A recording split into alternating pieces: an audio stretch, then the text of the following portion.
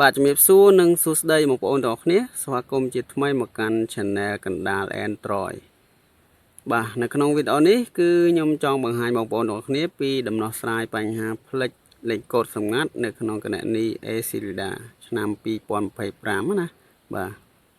តោះអញ្ចឹងកុំឲ្យវែងឆ្ងាយយើងទៅដឹងពីដំណោះស្រាយបញ្ហាមួយនឹងទាំងអស់គ្នា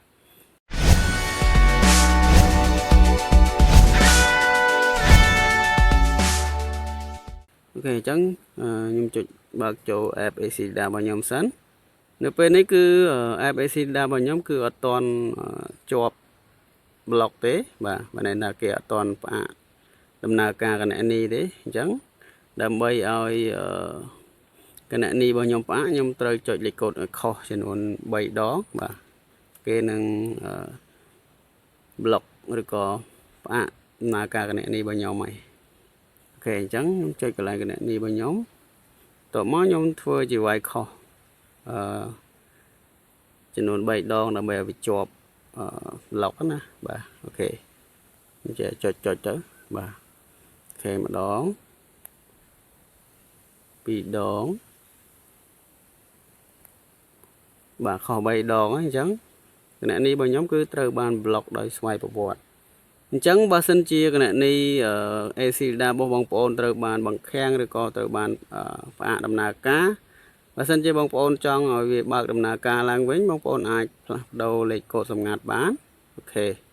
អញ្ចឹងដើម្បីអាចឲ្យយើងផ្លាស់ប្ដូរលេខកូដសម្ងាត់ថ្មីឡើងវិញបងប្អូនកលេចមើលខាងក្រោមបាទខាងក្រោមគេដាក់ថាបង្កើតលេខសម្ងាត់ឡើងវិញបាទនេះអញ្ចឹងយើងចុចកន្លែងពាក្យថាបង្កើតលេខសម្ងាត់ឡើងវិញហ្នឹងមកបាទបន្ទាប់មកគេឲ្យយើងបំពេញលេខអត្តសញ្ញាណប័ណ្ណដែលយើងបានភ្ជាប់ជាមួយនឹងគណនី Acilida របស់យើងហ្នឹងណាបាទអញ្ចឹងបងប្អូនយកអត្តសញ្ញាណប័ណ្ណរបស់យើងមកហើយយើងផ្ទៀងលេខអត្តសញ្ញាណប័ណ្ណនៅផ្នែកខាងលើបាទចំនួនប្រមាណប្រហែលជា8ខ្ទង់បាទលេខអត្តសញ្ញាណប័ណ្ណដែលនៅខាងលើបាទអញ្ចឹងយើងយកមកវាយកន្លែងនេះមកបំពេញឲ្យច្បាស់ណាយើងបំពេញឲ្យត្រឹមត្រូវបាទបើសិនជាអត់ត្រូវទេគេអត់អនុញ្ញាតឲ្យយើងបដូរលេខកូដសម្ងាត់ថ្មីទេបាទអូខេអញ្ចឹងខ្ញុំបំពេញលេខអត្តសញ្ញាណប័ណ្ណរបស់ខ្ញុំសិនបាទអញ្ចឹងបន្ទាប់ពីយើងបំពេញលេខអត្តសញ្ញាណប័ណ្ណហើយយើងត្រូវបំពេញថ្ងៃខែឆ្នាំកំណើតឬក៏ជ្រើសរើសថ្ងៃខែឆ្នាំកំណើតដែលត្រឹមត្រូវសម្រាប់យើងណាអញ្ចឹងយើងយកអត្តសញ្ញាណប័ណ្ណរបស់យើងមកផ្ទៀងផ្ទាត់បន្ថែមបាទថាតើថ្ងៃខែឆ្នាំកំណើតរបស់យើងកើតថ្ងៃណាខែណាឆ្នាំណាអញ្ចឹងដើម្បីជ្រើសរើសថ្ងៃខែឆ្នាំកំណើតដែលត្រឹមត្រូវរបស់យើងគឺបងប្អូនត្រូវចុចឆ្លែងសញ្ញា Protectant ណាបាទយើងចុចមកតោះមកយើងសេរីឆ្នាំមុនមកបាទយើងកើតឆ្នាំណាយើងដាក់ឆ្នាំនោះមកបាទយើងអូសអញ្ចឹងមក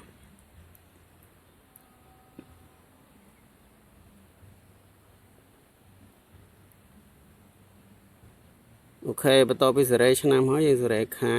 បាទយើងកើតខែណាយើងសេរីដាក់ខែនោះមកបាទបន្ទាប់មកទៀតយើងសេរីថ្ងៃបាទថ្ងៃយើងកើតថ្ងៃណាយើងសេរីដាក់ថ្ងៃនោះមកអូខេអញ្ចឹងបន្ទាប់ពីយើងជ្រើសរើសថ្ងៃខែឆ្នាំកំណើតរបស់យើងត្រឹមត្រូវហើយយើងពិនិត្យឲ្យច្បាស់ណាប្រយ័ត្នខុសបាទអញ្ចឹងបន្ទាប់ពីយើងពិនិត្យមើលហើយឃើញថាត្រឹមត្រូវហើយយើងចុចយល់ព្រមមកបាទជំហានបន្ទាប់ទៀតបងប្អូនកលេចមើលខាងក្រោមបាទយើងចុចយល់ព្រមមកបាទអូខេឥឡូវនេះគេនឹងធ្វើការផ្ញើសារលេខកូដសម្ងាត់6ខ្ទង់មកឲ្យយើងបំពេញបាទតែសម្រាប់ iPhone គឺគេផ្ញើសារមកវា loader នៅលើនេះអូតូអញ្ចឹងខ្ញុំគ្រាន់តែចុចលេខកូដ loader នៅលើ keyboard ហ្នឹងមកគឺវាបំពេញដោយស្វ័យប្រវត្តិបើសម្រាប់ទូរស័ព្ទ Android គឺវានឹងវាផ្ញើសារមកភ្លាមវាបំពេញអូតូហើយបាទអូខេអញ្ចឹងជំហានបន្ទាប់ទៀតគឺបងប្អូនត្រូវដាក់លេខកូដសម្ងាត់ថ្មីដែលបងប្អូនចង់ដាក់មកបាទដាក់លេខណាដែលស្រួលចាំសម្រាប់យើងបាទជៀសវាងលេខការ៉េលេខផាឬក៏ឆ្នាំកំណើតរបស់យើងណាបាទហើយមួយទៀត លេខរៀងលេខ1 2 3 4នេះក៏ហាមដាក់ដែរ1 2 3 4 5 6ហើយលេខហ្នឹងលេខគេហាមដែរណាបាទបាទអញ្ចឹងដាក់លេខណាដេកទៅឲ្យតែយើងស្រួលចាំហើយកុំឲ្យខុសពីគោលការណ៍ធនាគារដែលខ្ញុំបានរៀបរាប់មិញណាអូខេអញ្ចឹងឥឡូវខ្ញុំសូមដាក់លេខកូដសម្ងាត់ថ្មីរបស់ខ្ញុំសិនបាទបន្ទាប់ពីយើងដាក់លេខកូដសម្ងាត់ថ្មីនៅខាងលើនេះហើយយើងត្រូវដាក់លេខកូដសម្ងាត់ថ្មីនៅខាងក្រោមម្ដងទៀតដាក់ឲ្យដូចអាខាងលើណាបាទខាងលើដាក់លេខអីខ្លះយើងដាក់លេខនោះមកដើម្បីបញ្ជាក់ថាយើងវាយលេខសម្ងាត់អាខាងលើហ្នឹងគឺត្រឹមត្រូវបាទអញ្ចឹងយើងដាក់បំពេញលេខសម្ងាត់ឲ្យដូចអាខាងលើមកបាទអូខេបាទបន្ទាប់ពីយើងបំពេញលេខកូដសម្ងាត់ខាងលើនិងខាងក្រោមដូចគ្នាហើយជំហានបន្ទាប់ទៀតយើងចុចកន្លែងពាក្យថាយល់ព្រមបាទអូខេឥឡូវគេដាក់ថាលេខសម្ងាត់ថ្មីបានបង្កើតជោគជ័យហ៎បាទអញ្ចឹងអត់មានអីទៅធ្វើទៀតទេបាទគឺយើងចុចទៅលើពាក្យថារួចរាល់មកបាទអញ្ចឹងបងប្អូនឃើញអត់គឺវាចូលមកក្នុងផ្ទៃប្រើប្រាស់នៃ app ធនាគារ ACILDA របស់យើងតែម្ដងបាទ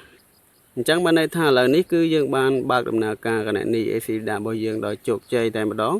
ដោយយើងបានធ្វើការផ្លាស់ប្ដូរលេខកូដសម្ងាត់របស់យើងមិញហើយបាទអូខេអញ្ចឹងអរគុណច្រើនសម្រាប់ការទស្សនាវីដេអូមួយនេះតាំងពីដើមរហូតដល់ចប់ហើយបើសិនជាបងប្អូនមានជាចម្ងល់អត់យល់តាមអត់ទាន់ត្រង់ចំណុចណាមួយបងប្អូនអាច comment សួរនៅខាងក្រោមវីដេអូបានយើងនឹងជួបគ្នានៅវីដេអូក្រោយៗទៀត